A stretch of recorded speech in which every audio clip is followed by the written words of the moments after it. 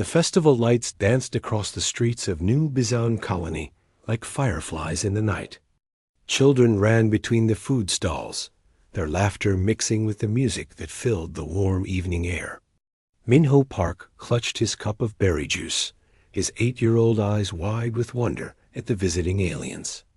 The Valorian delegation towered over the human crowd, their blue skin and 4 arms making them look like the heroes from his favorite comics.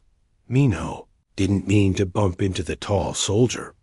He was running, trying to catch up with his friends, when he collided with something hard. The juice cup flew from his hands and splashed across the soldier's white ceremonial uniform. Purple liquid spread across the fabric like blood. The soldier looked down. His companions stopped talking. The music seemed to fade. "I'm sorry," Minho whispered, his voice small and frightened. "I didn't mean to." The Valorian soldier's face twisted into something ugly. He reached down with one massive hand and grabbed Minho by the throat. The boy's feet left the ground. "Clumsy human filth," the soldier snarled. His friends laughed, the sound harsh and cruel. People screamed. Minho's mother pushed through the crowd, but she was too far away. The soldier threw the boy against a wall with terrible force. Minho's small body hit the concrete and fell limp to the ground. He didn't move again. The festival died in that moment. The music stopped. The laughter turned to horrified silence. The 3 Valorian soldiers stood over the child's body, showing no remorse, no fear. They simply walked away as if nothing important had happened. Ambassador Doyon Kim arrived at the scene 30 minutes later. He was a patient man, known throughout the diplomatic corps for his calm demeanor and careful words. But when he saw the small body covered with a white sheet, something inside him changed forever. He knelt beside Minho's parents, their faces wet with tears, their hands shaking as they held each other. "I will get justice for your son," Doyon promised. His voice was steady, but his eyes burned with a cold fire. "I swear it on my life." The next morning, Doyon stood before the Valorian delegation in the colony's government building. He presented evidence, witness statements, and security footage. The crime was undeniable. 3 soldiers had murdered a child in front of hundreds of people. The Valorian ambassador, an elderly female named Kelvara, barely glanced at the materials. "Our soldiers have diplomatic immunity," she said flatly. "This matter is closed." "A child is dead," Doyon said, his voice rising despite his training. "Your soldiers murdered him for spilling juice. There must be consequences." Kelvara stood, her forearms folded across her chest. "The Valorian Empire does not answer to humans. We will discipline our soldiers internally. That is all you will receive." Doyon watched her leave. He sent an immediate message to Earth, marked urgent and classified. Within hours, the case reached the desk of President Jiho Kong. Jiho was a former military officer who had led Earth's forces during the first contact conflicts 30 years ago. She had fought hard to bring humanity into the Galactic Coalition peacefully, believing that cooperation was better than isolation. But as she read the report and watched the security footage of Minho's murder, her hands clenched into fists. She called an emergency session of the Galactic Coalition. Representatives from 200 species gathered in the vast chamber on the neutral station orbiting Alpha Centauri. Jiho presented the evidence herself, her voice clear and strong. "We ask for justice," she said. "Nothing more, nothing less. These 3 soldiers must face trial for murder." The chamber erupted in debate. Some species supported Earth's request. But when the Valorian Emperor himself appeared via hologram, the room fell silent. "Earth is young and does not understand our ways," Emperor Thelvax said, his voice dripping with contempt. "The Coalition has rules. Diplomatic immunity exists for good reason. We will not surrender our soldiers to a primitive world." The vote came quickly. 140 species voted to dismiss the case. Only 35 supported Earth. The rest abstained, too afraid of Valorian power to take a stand. Jiho stood alone in the chamber as the other delegates filed out. She had believed in the system, trusted that civilized species would do what was right. She had been wrong. Back on Earth, Jiho addressed the world from her office in Geneva. The speech was broadcast to every human colony, every ship, every outpost, across dozens of light years. Today, the Galactic Coalition showed us who they truly are, she said quietly. They value power over justice. They protect murderers over children. They have told us that human lives don't matter in their galaxy. She paused, her eyes hard as steel. So be it. If the galaxy will not give us justice, we will take it ourselves. She touched a button on her desk. Across human space, red alerts began flashing. Admiral Hyun-Woo Shin received the activation code he had hoped never to see. Hyun-Woo was 60 years old, a veteran of every major conflict humanity had faced since reaching the stars. He stood on the bridge of the battleship Indomitable, watching as his crew scrambled to battle stations. They had trained for this. For 20 years, ever since humanity realized they were small fish in a very big pond, they had prepared for the possibility of standing alone. Activate Protocol Nightfall, Hyun-Woo ordered. Throughout human space, hidden weapons platforms came online. Experimental warships that officially didn't exist began powering up their reactors. Black operations teams received their deployment orders. Every reserve unit, every militia, every combat-capable vessel answered the call. The galaxy thought humans were weak. They had only 40 colonized worlds compared to the Valorian Empire's 42 systems. They had smaller ships, fewer soldiers, less territory. What the galaxy didn't know was that humans had been preparing for war since the day they met their first alien. Captain Sojin Lai stood on the bridge of the battlecruiser Righteous Fury, watching her crew prepare for departure. Many of them were parents. Some had children the same age as Minho. They worked with quiet determination, checking weapon systems and running diagnostic tests. "Captain," her first officer said softly, "do you think we can win?" Sojin looked at the photo she kept on her console. Her own daughter, smiling and safe on Earth. "We have to," she said simply. "Because if we don't fight for Minho, who will fight for our children when their turn comes?" Ambassador Doyon Kim sent one final message to the Valorian Empire. It was short and simple. You have 48 hours to surrender the 3 soldiers for trial on Earth. After that, we will come and take them. Choose wisely. Emperor Thelvax read the message and laughed. A single human world threatening his empire? It was absurd. He broadcast his response across all channels, making sure every species could hear his mockery. Come and take them, little humans. We will be waiting. But some species didn't laugh. The reptilian Kresh quietly moved their merchant vessels out of Valorian space. The insectoid Vraxi recalled their ambassadors from Valorian worlds. They had studied human history, read their books, watched their films. They knew what humans did when their children were harmed. They knew that apex predators, when cornered and protecting their young, became the most dangerous creatures in existence. The 48 hours began counting down. Across human space, millions of men and women put on their uniforms, kissed their families goodbye, and reported for duty.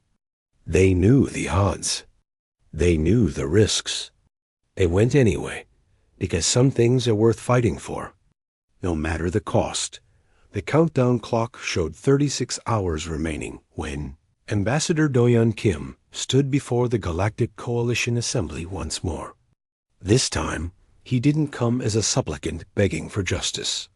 He came as a messenger delivering a final warning. The chamber was packed. Every species sent representatives, drawn by the audacity of Earth's ultimatum. Some came to watch humanity make fools of themselves. Others came because they sensed something important was about to happen. The air crackled with tension as Do-Yun walked to the center platform. He carried no notes, no prepared speech. He simply looked around the chamber, meeting the eyes of beings from across the galaxy. When he spoke, his voice carried to every corner of the vast room. 48 hours ago, we asked for justice, he began. We presented evidence of murder. We followed your procedures, respected your laws, and trusted your system. You rejected us. You chose to protect diplomatic immunity over a child's life. You chose fear over what is right. The Valorian delegation sat in their seats, radiating contempt. Their ambassador made a dismissive gesture with one of her 4 arms, though Yun ignored her. So now we give you one final choice. You have 12 hours left to do the right thing. 12 hours to prove that this coalition stands for something beyond power and politics. After that, Earth will act. And we will not stop until justice is served. A delegate from the Metherian Empire, a species known for their logical approach to everything, stood up. You threaten war over 3 soldiers? Your world against an empire? This is madness. No, Do-Yun said softly. This is humanity. We asked nicely. You said no. We don't ask twice. He walked out of the chamber without another word. Behind him, chaos erupted. Delegates shouted at each other, demanding action, calling for sanctions against Earth, or simply sitting in stunned silence. Emperor Thelvax watched the proceedings from his throne room on the Valorian homeworld. He was surrounded by military, advisors and nobles, all of them confident in their empire's strength. They had 300 warships in their 3rd fleet alone. Earth had maybe 50 combat-capable vessels in total. Should we prepare the fleet, Your Majesty? Asked Admiral Verkin, the commander of the 3rd Fleet. Thelvax waved a hand dismissively. Position the fleet defensively around our core systems. When the humans arrive with their pathetic little ships, we'll crush them quickly and teach the galaxy what happens to those who challenge Valorian power. The 12 hours ticked away. Earth sent no more messages. There were no desperate last-minute negotiations. President Jiho Kang simply waited in her office, watching the clock. Across human space, families gathered together. Parents held their children close. People filled churches, temples, and mosques, praying for those about to go into battle. The colony on New Bizon held a vigil for Minot Park. Thousands stood in silence, holding candles, their faces grim with determination. On the military bases and orbital shipyards, the mood was different. There was no fear, no hesitation. Engineers performed final checks on weapon systems. Pilots ran through combat simulations one last time. Marines loaded ammunition and sharpened their combat knives. They knew the odds. They simply didn't care. Captain Sojin Lee walked through the corridors of the Righteous Fury, checking on her crew. In the mess hall, she found a young ensign named Teeman sitting alone, staring at a photo. Your family? Sojin asked gently. Teeman nodded. My little brother. He's 9. Same age as Minho was. He looked up at his captain with eyes full of fire. I'm not scared, Captain. I'm ready. Sojin squeezed his shoulder. We all are. In the Fleet Command Center on Earth's moon, Admiral Hyun-Woo Shin stood before a massive display showing the disposition of human forces. 40 warships were ready for the first strike. Another 60 were positioned around human colonies. 20 more, the most advanced and experimental vessels humanity had ever built, remained hidden in deep space, their reactor signatures masked by stealth technology. Sir, his tactical officer reported, all ships report ready. We're just waiting for your order. Hyun-Woo nodded slowly. He had spent his entire career trying to avoid this moment. War was always a failure of diplomacy, a breakdown of reason. But sometimes, failure to fight was a greater crime than fighting itself. He opened a channel to all human forces. His image appeared on screens across dozens of star systems, in cockpits and CICs and command bunkers. "This is Admiral Shin," he said. "In a few minutes, we're going to jump into Valorian space and attack the Third Fleet. Many of you are wondering if this is the right choice. Some of you are scared. That's normal. I'm scared too." He paused, letting his words sink in. "But I want you to remember something. We didn't start this. We didn't want this. We asked for justice through proper channels. They laughed at us. They told us that human lives don't matter in their galaxy." His voice hardened. "Today, we teach them differently. Today, we show them that every child matters. That some lines cannot be crossed. That humanity will not bow to those who murder children and hide behind immunity and power." He straightened his uniform. "We're not fighting for conquest. We're not fighting for territory. We're fighting so that every parent in the galaxy can tuck their children into bed at night without fear. If we must become monsters to protect the innocent, then so be it. But we will never stop being human. We will fight with honor, with precision, and with purpose." The timer hit 0. "All ships," Hyun-woo ordered. "Jump." 40 human warships disappeared from their positions, traveling faster than light toward Valorian space. On Valor Prime, the Empire's capital world, alarms began screaming. Admiral Verkin rushed to the command center of his flagship, the massive dreadnought Eternal Glory. His tactical displays lit up with jump signatures. 40 contacts emerging from hyperspace just outside the defensive perimeter. "It's actually happening," his second officer breathed. "They're really attacking." Verkin laughed. 40 ships against 300? They're either incredibly brave or incredibly stupid. All ships, battle formation. Let's end this quickly. The Third Fleet moved into position, a vast armada of warships bristling with weapons. They outnumbered the human force 7-1. Their ships were larger, their weapons more powerful. By every logical calculation, this should be a massacre. What the Valorians didn't understand was that humans didn't fight logically. They fought dirty. Captain Sojin Lee watched as the Valorian fleet began its approach. The massive dreadnoughts moved ponderously, confident in their superior firepower. They expected a traditional engagement, ships exchanging broadsides until one side broke. "All fighters, launch," Sojin ordered. "Activate countermeasures. Execute Plan Hornet." The human ships suddenly scattered, breaking formation in what looked like panic. The Valorians charged forward, eager to exploit what they saw as confusion. But it was a trap. Human fighters, small and nimble, swarmed between the massive Valorian ships. They targeted sensor arrays and communication relays, creating blind spots in the enemy formation. Meanwhile, the human warships performed micro-jumps, short-range FTL hops that no other species had mastered, appearing behind Valorian vessels and hitting their weak points before jumping away again. "What are they doing?" Verkin demanded, watching his tactical display dissolve into chaos. Where did they learn these tactics? His communication officer looked up, his face pale. "Sir, they're using combat maneuvers from their own history. Naval battles from before they reached space. Tactics that are thousands of years old. The Valorians tried to adapt, but they were fighting an enemy that thought differently, moved differently, attacked differently.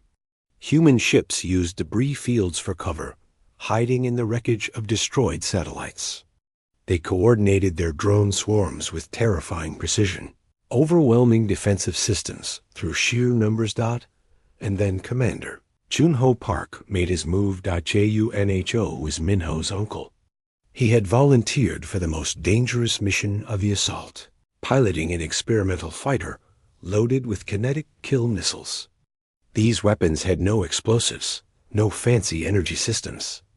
They were simply metal rods accelerated to near-light speed, devastating in their simplicity. He dove through the Valorian formation, dodging plasma fire and missile locks with reflexes honed by years of training and sharpened by grief. His target was the Eternal Glory, the flagship at the center of the enemy fleet. "This is for Minho," Junho whispered, and fired. 6 kinetic missiles struck the Eternal Glory's command tower in rapid succession. The armor that could withstand plasma cannons and fusion warheads shattered like glass under the relativistic impacts. The command bridge exploded in a flash of atmosphere and debris. Admiral Verkin died instantly, along with most of his senior staff. Junho's fighter was caught in the blast. His last transmission echoed across the BattleNet. "For Minho, for all the children. Make them pay." The Valorian fleet reeled. Their command structure collapsed. Ships stopped coordinating their attacks and began fighting independently. The humans pressed their advantage mercilessly, but the Valorians were not defeated. They still had superior numbers. They rallied under their secondary commanders and began to push back. 5 human ships took critical damage and were forced to retreat. The battle hung in the balance. And then Dr. Yoonji Choi activated humanity's secret weapon. Dr. Yoonji Choi had spent 15 years studying the fundamental physics that governed shield technology across the galaxy. Every species used variations of the same basic principle, generating fields that dispersed energy and deflected matter. The technology was considered mature, perfected over thousands of years by civilizations far older than humanity. But Yoonji had found a flaw, a tiny weakness in the underlying physics that no one had thought to exploit because it seemed impossible to weaponize. She had proven them wrong. The research vessel Pandora hung at the edge of the battle, looking harmless and fragile compared to the warships tearing each other apart. Inside, Yoonji watched her calculations scroll across multiple screens, triple-checking everything one final time. "Dr. Choi," the ship's captain said urgently, "we're losing ships out there." "If this doesn't work, it will work," Yoonji said firmly. Her hands moved across the control panel, entering the activation sequence. "Trust me." The quantum disruptor powered up. It wasn't a weapon in the traditional sense. It didn't fire projectiles or beams. Instead, it broadcast a specific quantum frequency that resonated with the shield generators used throughout the galaxy. The effect was catastrophic across the battlefield. 30 Valorian dreadnoughts suddenly lost their shields. The protective fields that had turned aside human weapons simply collapsed. Alarms screamed on every affected ship as crews scrambled to understand what was happening. The human forces didn't hesitate. They immediately shifted their fire to the unshielded vessels. Missiles and kinetic rounds that would have been stopped by shields now tore through armor plating. Plasma cannons melted through hull sections. Within minutes, 15 Valorian dreadnoughts were crippled and venting atmosphere. "Impossible," the Valorian second-in-command shouted, watching his fleet fall apart. "Their technology is inferior. How are they doing this?" But there was no time for answers. The human attack was relentless and precise.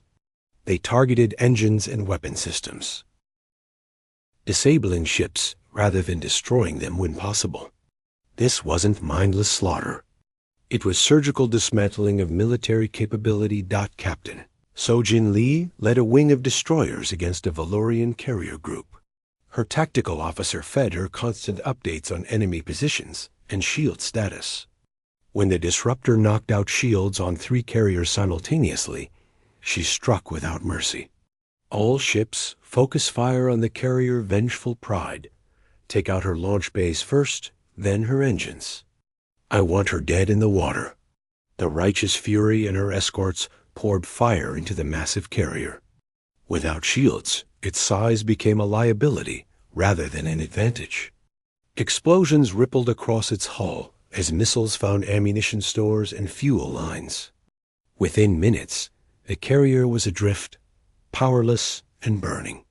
"Target destroyed, Captain," her weapons officer reported. "Moving to next target." Sojin nodded grimly. She felt no joy in this destruction. Each ship she disabled represented lives lost, families that would mourn. But she also thought of Minho, of his mother's tears, of all the other victims the Valorians had claimed over the years while hiding behind diplomatic immunity. "Continue the attack," she ordered. The battle raged for 8 hours. The Valorian Third Fleet, once the pride of the Empire, was systematically destroyed. Of the 300 ships that had started the engagement, only 47 managed to retreat to hyperspace. The rest were either destroyed or disabled and captured, but victory came at a cost. Humanity lost 12 ships and thousands of brave men and women. Admiral Hyun-Woo Shin read each casualty report personally, memorizing names, making sure that each death would be remembered and honored. Across the galaxy, other species watched the battle footage with growing shock. The humans had done the impossible. They had defeated a fleet 7 times their size, using tactics and technology no one had seen before. More importantly, they had done it with honor, accepting surrenders and even rescuing Valorian survivors from damaged ships. In the Galactic Coalition chamber, an emergency session convened. The atmosphere was tense and fearful. If humans could do this to the Valorians, what could they do to anyone who opposed them? Ambassador Doyon Kim appeared via hologram, his face calm, but his eyes showing the strain of the past days. "We have no interest in conquest," he told the assembly. "We will continue our operations until the 3 soldiers who murdered Minho Park are surrendered for trial. Nothing more, nothing less. You've started a war." The Metherian delegate protested. "Thousands are dead." "We asked for justice peacefully," Doyon replied, his voice hard.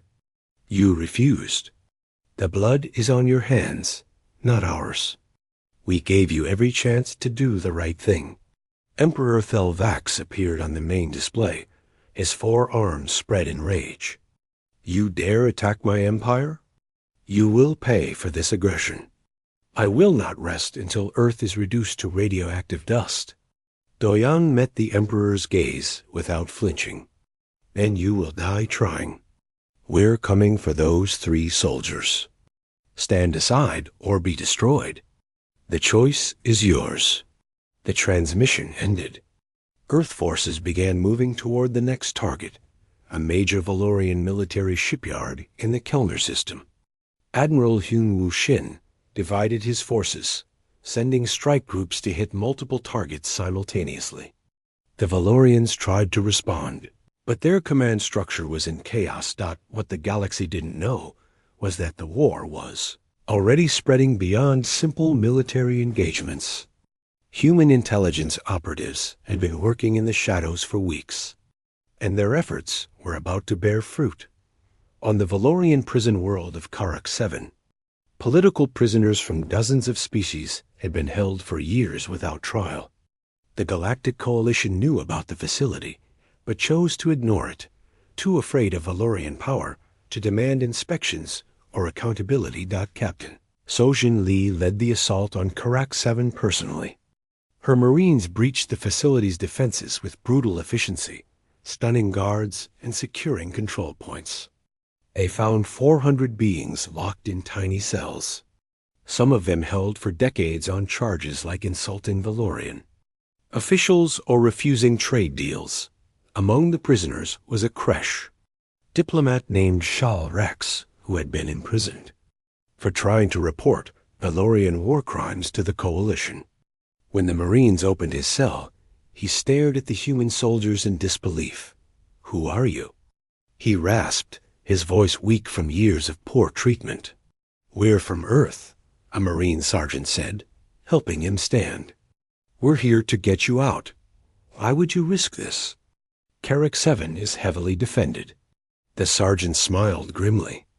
Because leaving innocents in prison, when we could free them, would make us no better than those who put you here. Come on, sir. Let's get you home. The footage of the liberation spread across the galaxy within hours. Humans fighting not for territory or resources, but to free people they had never met from species they barely knew. It was unprecedented in modern galactic history. Public opinion began to shift. Species that had condemned Earth's attack now found themselves questioning their own complicity in Valorian crimes. Protests erupted on dozens of worlds, demanding their governments take a stand, but Emperor Thelvax refused to yield. He activated the First Fleet, the most powerful armada in Valorian space. 400 warships, including the Empire's newest and most advanced vessels. He gave them a simple order: jump to Earth's solar system and make humanity pay. If I cannot have justice, I will have revenge, he told his admirals. Destroy their colonies. Burn their orbital stations. Show them what happens when they challenge the Valorian Empire. The First Fleet prepared to jump. Intelligence reports reached Earth within hours. President Jiho Kang stood in the Strategic Command Center, surrounded by military advisors and cabinet members. The display showed the Valorian fleet gathering for the attack. They're coming for Earth, Defense Minister Kang Ho said quietly. 400 ships. Even with our defensive platforms, we can't stop that many. Jiho looked at Admiral Hyun Woo Shin's hologram. Admiral, recall the strike groups? Hyun Woo shook his head. By the time they reach Earth, the Valorian fleet will already be there. We need to defend with what we have in system. Then we prepare to defend our home, Jiho said firmly. How long do we have? 36 hours until they arrive. Tactical reported. The news spread across Earth and its colonies. People watched the skies, knowing that in a day and a half, the largest battle in human history would be fought in their own solar system. Some panicked and tried to flee to deep space stations. Most stayed, trusting in their military and unwilling to abandon their homeworld. In orbit around Earth. Fleet Admiral Minji ECO activated protocols that had been in place since humanity first reached the stars. The solar defense grid came online. Hidden weapon platforms built into asteroids, disguised as mining stations and research outposts, revealed their true nature. Railguns powerful enough to punch through battleship armor. Missile pods containing thousands of autonomous hunter-killer drones. Energy weapons that could slice through ships like a knife through paper. Mars Colony contributed its own defensive fleet. The Jupiter Mining Consortium provided dozens of converted freighters equipped with improvised weapons. Every combat-capable vessel in the solar system moved into position. But even with all of this, they were outnumbered nearly 3-1. Minji stood on the bridge of the orbital fortress Olympus, watching the preparations. Her second-in-command, a veteran officer named Dayan, approached with a datapad. Final numbers, Admiral. We have 68 warships, 240 defensive platforms, and about 300 converted civilian vessels willing to fight. Against 400 Valorian ships of the line. Minji nodded slowly. Tell me honestly, Dayan, can we win? He was quiet for a moment. Depends on your definition of winning. Can we drive them off? Maybe. Can we do it without massive casualties? No. Earth will bleed today. Then we make sure the blood counts for something, Minji said. Transmit to all units. We fight for our families. We fight for our future. We fight so that no one ever again thinks they can threaten humanity's home. She opened a system-wide broadcast. Her face appeared on every screen from Mercury to the Kuiper Belt. This is Fleet Admiral Minji SEO. In approximately 34 hours, the Valorian First Fleet will arrive in our solar system with the intent to destroy us. They think we're weak because we're peaceful. They think we're vulnerable because we believe in justice. They're about to learn that humanity's greatest strength isn't our weapons or our ships. It's our refusal to surrender when defending what we love. The Valorian First Fleet emerged from hyperspace near Mars. 400 warships materialized in a display of overwhelming force. Admiral Kethver, commander of the fleet, watched Earth hanging in the void like a blue jewel. His orders were clear. Break the humans completely. Make an example so terrible that no other species would dare challenge Valorian authority again. All ships advance formation, he commanded. Target their orbital stations first, and the defensive platforms. I want Earth isolated and vulnerable within the hour. The massive fleet began its approach, engines burning bright in the darkness. They expected scattered resistance, perhaps a desperate last stand from Earth's meager forces. What they found instead was a carefully prepared trap. Fleet. Admiral Minji Seo watched the Valorian fleet advance on her tactical display. Everything depended on timing. Let them come. Too close, and the defensive grid would be overwhelmed. Strike too early, and they'd have room to maneuver and adapt. Hold positions, she ordered calmly. Let them get comfortable. The Valorian fleet moved past Mars, past the asteroid belt, driving deeper into the solar system. They were confident, almost casual in their approach. They outnumbered the defenders 3-1. Victory seemed inevitable. Then Minji gave the order that changed everything. All units, execute Trap Delta. Spring it now. The asteroids around them suddenly came alive. What the Valorians had dismissed as natural debris fields revealed themselves as weapon platforms. Hundreds of railguns opened fire simultaneously, accelerating projectiles to incredible velocities. The kinetic rounds tore through the leading edge of the Valorian formation before they could react. 6 dreadnoughts took critical damage in the first 30 seconds. Their shields absorbed the initial impacts, but the sheer volume of fire overwhelmed their defenses. Armor buckled and systems failed as ton after ton of metal slammed into hulls at relativistic speeds. Contact right, contact left. The Valorian tactical officer screamed. They're everywhere. The converted freighters emerged from their hiding places behind moons and planetoids.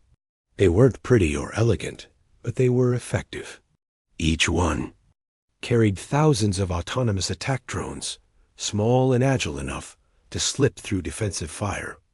The drones swarmed the Valorian ships like angry insects, targeting sensors and communication arrays. Admiral Kethvar struggled to maintain order as his formations fell apart. All ships' defensive pattern, activate point defense systems. But then the real Earth fleet arrived. 20 warships that had been hidden in the outer system, their reactor signatures masked by experimental stealth technology, jumped in behind the Valorian fleet. They weren't the ships Admiral Hyunwoo Shin had taken to Valorian space. These were the experimental vessels, the ones equipped with humanity's most advanced and dangerous weapons. Captain Sojin Lee had returned to Earth just in time. The Righteous Fury and the other ships from the Valor Prime assault had completed repairs and rearmed. Now they struck at the Valorian rear, coordinating perfectly with the defensive forces to create a deadly crossfire. Target their command ships, Sojin ordered. Cut off their coordination, and they'll fall apart. The battle became a swirling chaos of fire and death. The Valorians tried to form defensive lines, but the humans refused to fight conventionally. They used the sun's gravity to slingshot around and attack from unexpected angles. They hid in planetary rings and struck from ambush. They coordinated their drone swarms with terrifying precision, overwhelming defensive systems through sheer numbers and unpredictability. President Jiho Kong watched from the command bunker in Geneva, her hands gripping the edge of the console. She had bet everything on this defense. If they lost here, Earth would be destroyed, and humanity scattered to its far colonies. But if they won, they would prove once and for all that Earth could stand against any threat. The battle raged for 6 hours. Ships on both sides burned and died. The Valorian numerical advantage slowly eroded as human tactics and technology took their toll. But the humans were bleeding too. The orbital station Liberty took a direct hit from a Valorian plasma lance and broke apart, killing everyone aboard. 3 defensive platforms were destroyed. The destroyer Braveheart rammed a Valorian battleship to save a hospital ship. Both vessels lost with all hands. Then something unexpected happened. A priority transmission came through on Valorian military channels. Admiral Kethver, second in command, looked up in shock. "Sir, we're receiving a broadcast from Valorian space. It's Sub-Commander Thelkon. He's calling on all fleet units to stand down." "That traitor has no authority here," Kethver snarled. "Block the transmission." But it was too late. Thelkon's message spread through the fleet faster than it could be suppressed. The Emperor's own nephew, a decorated war hero, was defecting and bringing 12 ships with him. More than that, he was broadcasting evidence of decades of Valorian war crimes, systematic atrocities covered up by the government and ignored by the Galactic Coalition. "My fellow Valorians," Thelkon's voice echoed through ship after ship, "we have become the monsters we once fought against. Our empire uses diplomatic immunity to shield murderers. We imprison innocents. We terrorize weaker species. And for what? Pride? Fear? The humans ask only for justice, and they are right to do so." The message included footage of the 3 soldiers laughing as they walked away from Minho's body. It showed classified documents detailing other incidents, other crimes. The evidence was undeniable. Some Valorian captains kept fighting, loyal to the Emperor above all else. But others hesitated. Some began transmitting surrender requests. The unified front of the First Fleet fractured as officers made their own choices about honor and duty. Admiral Kethvar watched his fleet fall apart and made a desperate decision. If he couldn't defeat Earth militarily, he would hurt them where it mattered most. He ordered his flagship and 30 loyal vessels to make a suicide run directly at Earth itself. "If we die, we take their homeworld with us," he told his bridge crew. "Ram them. Use our reactors as bombs. Make them remember this day." Fleet Admiral Minji Co. saw the suicide squadron forming up. 31 massive warships, engines burning at maximum, heading straight for Earth, even if her forces stopped most. Of them, even 1 or 2 getting through could cause catastrophic damage. Billions of lives hung in the balance. "All ships intercept course now," she ordered. "We cannot let them reach Earth." The human defenders threw themselves at the suicide squadron with desperate courage. Fighters made attack runs that bordered on suicidal, trying to cripple the Valorian engines.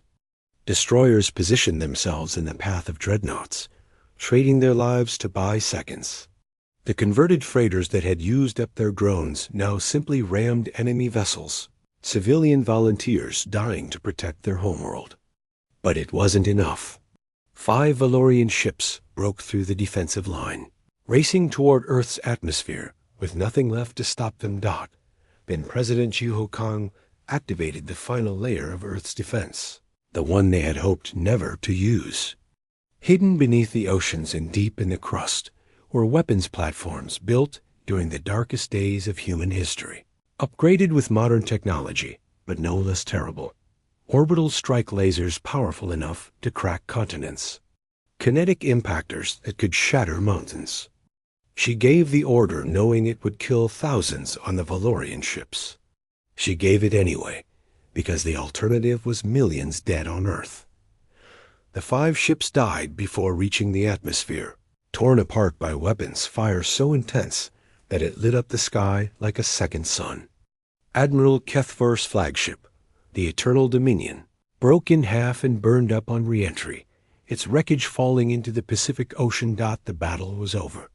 Of the 400 Valorian ships that had attacked, only 83 survived. Some had surrendered. Some had joined Felcon's rebellion. The rest were destroyed or disabled and drifting. Earth had won, but the cost was terrible. 32 ships lost. 14 defensive platforms destroyed. Tens of thousands dead. Cities on Mars and Luna had taken damage from stray weapons fire.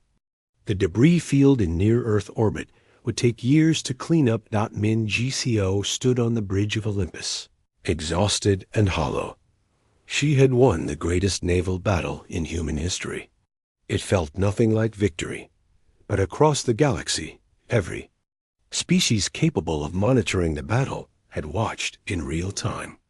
They had seen a human world, outnumbered and outgunned, defeat the finest fleet the Valorian Empire could field.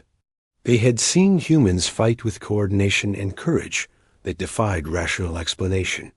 They had seen humanity refuse to surrender even when facing extinction. In the Galactic Coalition chamber, the delegates sat in stunned silence as the battle reports came in. Ambassador Doyon Kim appeared before them once more, his uniform dirty and his face showing the strain of days without sleep. "We have no interest in further bloodshed," he said quietly. "We will accept the surrender of Sub-Commander Felcan and his forces. We will work with him to reform the Valorian government, but we will not negotiate on our primary demand.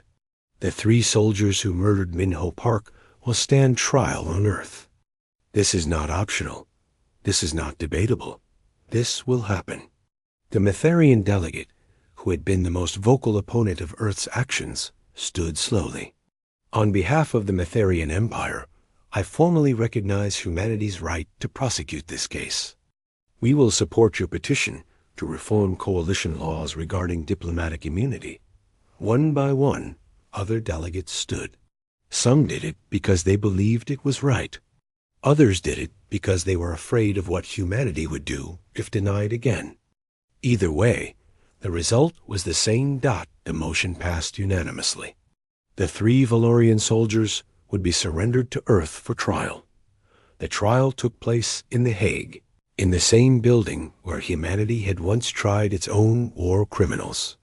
The 3 Valorian soldiers sat in the defendant's box, their blue skin looking pale under the courtroom lights. Security was tight, with Marines stationed at every entrance, but the proceedings were broadcast across the galaxy for all to see. Ambassador Doyon Kim sat in the gallery with Minho's parents. They held hands tightly, their faces showing the strain of reliving their son's death through testimony and evidence. But they had insisted on being present, on looking the soldiers in the eyes as justice was finally served. The trial lasted 3 weeks. Prosecutors presented overwhelming evidence, security footage, witness testimony, forensic reports. The defense tried to argue cultural differences, to claim that the soldiers had acted according to Valorian military law. The judges, a panel of 3 jurists from Earth and 2 neutral species, rejected every excuse. On the final day, Chief Judge Hannah Yoon read the verdict.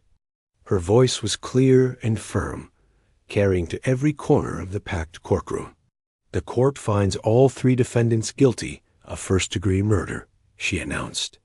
"They acted with premeditation and malice, killing a child for a minor accident. No cultural difference, no military protocol, no diplomatic status can justify such an act." The courtroom erupted in applause. The judges allowed it for a moment before calling for order. "However," Judge Yoon continued, "this court recognizes that vengeance is not justice. We sentence each defendant to life imprisonment without possibility of parole, to be served on the Luna Penal Colony. They will have every right afforded to prisoners under galactic law. They will be treated humanely, fed adequately, and given access to medical care. Because we are not them. We do not respond to murder with murder."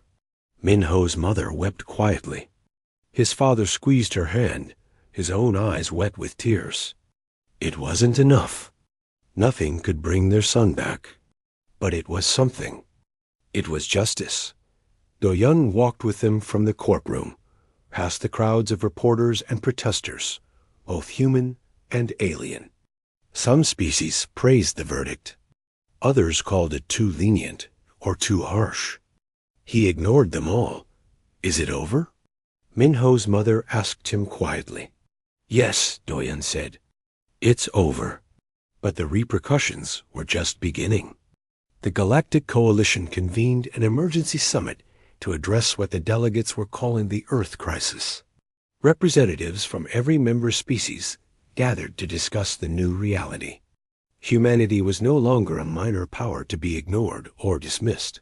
President Jiho Kong attended in person, walking into the great chamber with her head high, despite the exhaustion that showed in every line of her face. The delegates fell silent as she took her position at the podium. Many of you are angry with Earth, she began.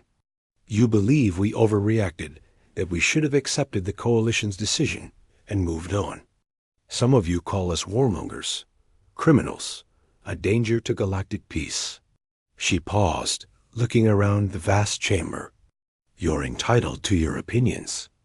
But let me be clear about something. We didn't start this war. We asked for justice through proper channels. We followed your rules, respected your procedures, trusted your system. And you failed us. You protected murderers because you were afraid of upsetting a powerful empire. Some delegates shifted uncomfortably. Others glared back at her with open hostility. So yes, we went to war, Jiho continued. We spent thousands of lives and billions of credits to get justice for one child. And we'd do it again.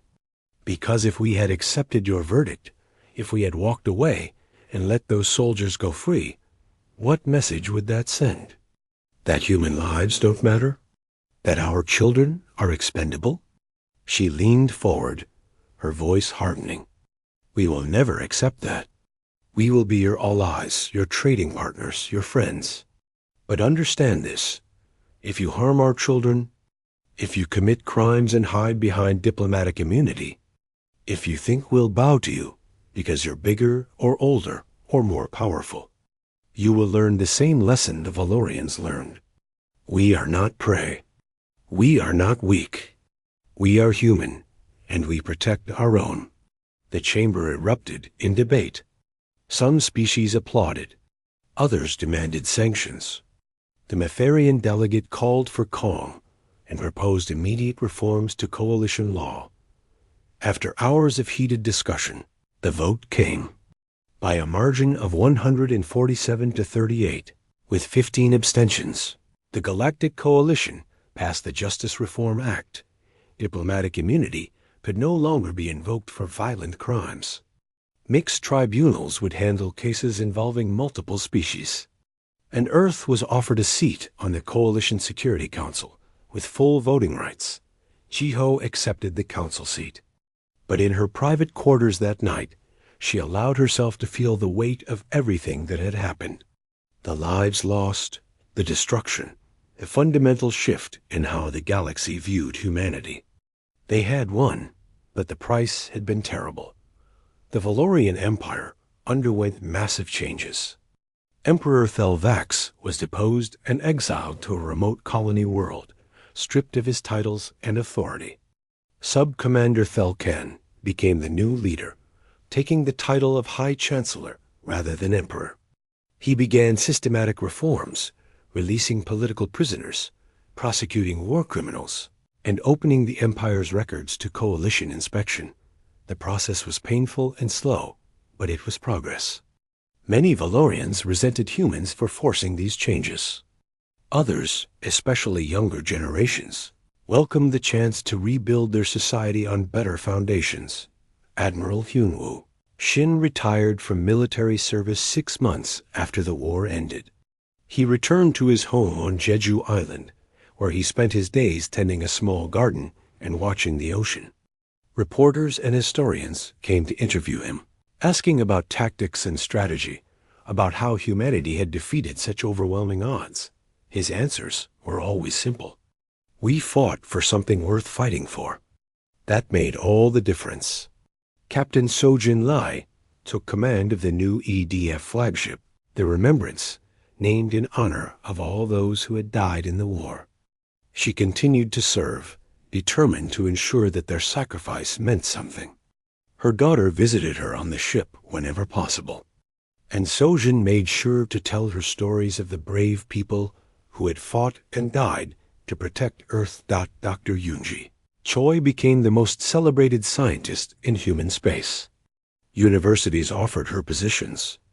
Governments wanted her to develop more weapons.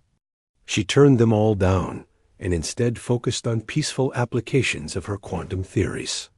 The weapons could stay in storage. She'd seen enough death.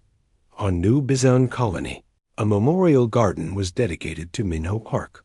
It was beautiful and peaceful, with trees from Earth and flowers from a dozen different worlds. At its center stood a statue of a young boy holding a toy spaceship, his face captured in a moment of pure joy. Ambassador Dayan Kim attended the dedication ceremony. He stood before the statue and thought about everything that had followed from one child's senseless death. A war that killed thousands. A reformation of galactic law. A fundamental shift in how species viewed justice and accountability. Was it worth it? A reporter asked him afterward. All the death, all the destruction. Was it worth it for one child? Doyan looked at the memorial, at the families with children playing safely in the garden. You're asking the wrong question, he said quietly. It's not about whether Minho's life was worth the cost. It's about what kind of galaxy we want to live in. One where powerful species can harm the weak without consequences. Or one where every life matters, where justice applies equally to everyone. He turned to face the reporter directly. We chose the second option. And yes, the cost was terrible. But the alternative, a galaxy where children like Minho can be murdered with impunity, that would have been far more terrible. The reporter published the interview, and it spread across the galactic networks. It sparked debates that would continue for years. Some species agreed with Dayan's reasoning. Others argued that the price was too high, that diplomacy could have achieved the same results without war. But every species, whether they admitted it or not, had learned a fundamental truth about humanity. They were patient and peaceful by choice, not by nature. They preferred negotiation and cooperation. But they had lines that could not be crossed. And the safety of children was the brightest, clearest line of all. 10 years after the war, humanity's reputation in the galaxy had transformed completely. They were respected, sometimes feared, but always taken seriously.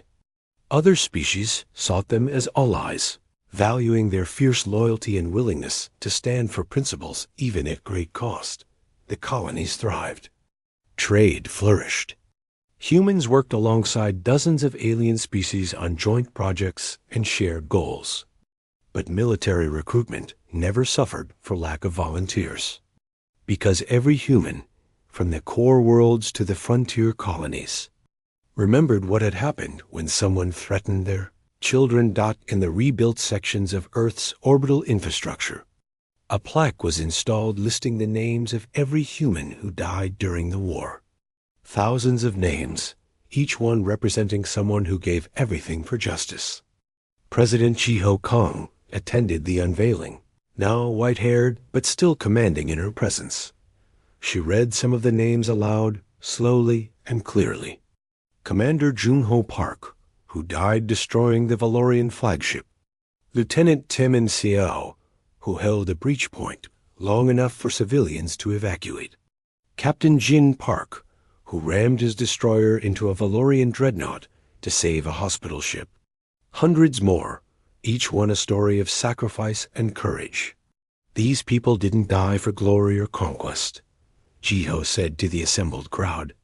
They died because they believed in something bigger than themselves. They died so that every child in the galaxy, human or alien, could grow up without fear, so that justice would mean something, so that the powerful couldn't abuse the weak without consequences. She paused, her voice thick with emotion. We won the war. But let's never forget that war should always be a last resort. Let's work every day to build a galaxy where what happened to Minho Park can never happen again.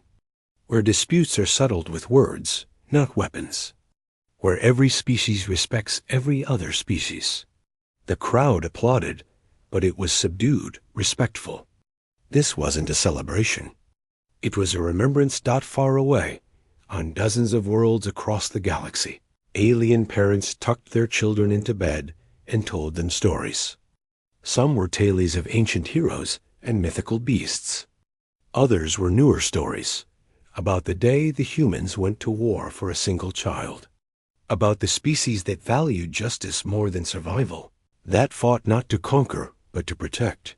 And in those stories, humanity was cast not as monsters or villains, but as the galaxy's conscience. The ones who remembered that every life mattered, from the mightiest emperor to the smallest child.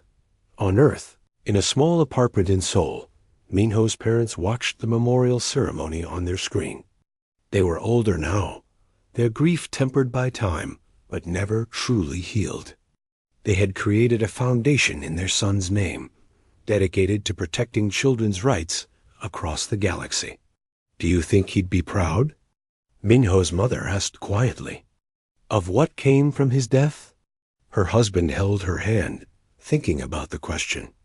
I think he'd just want to play with his friends and eat too much ice cream, he said finally. But yes, I think he'd be proud that his life meant something, that other children are safer because of what happened. They sat together in comfortable silence, watching the stars through their window. Somewhere out there, human ships patrolled trade routes and protected peaceful species from aggression. Somewhere out there, laws they had fought for protected the innocent from the powerful dot. It didn't bring Minho back. Nothing ever could. But it meant his death hadn't been meaningless. And in the end, perhaps that was the only justice that mattered. The galaxy had learned its lesson. Some lines could not be crossed. Some crimes could not be forgiven. And humanity, kind and patient and reasonable as they were, would burn down empires to protect their children not always,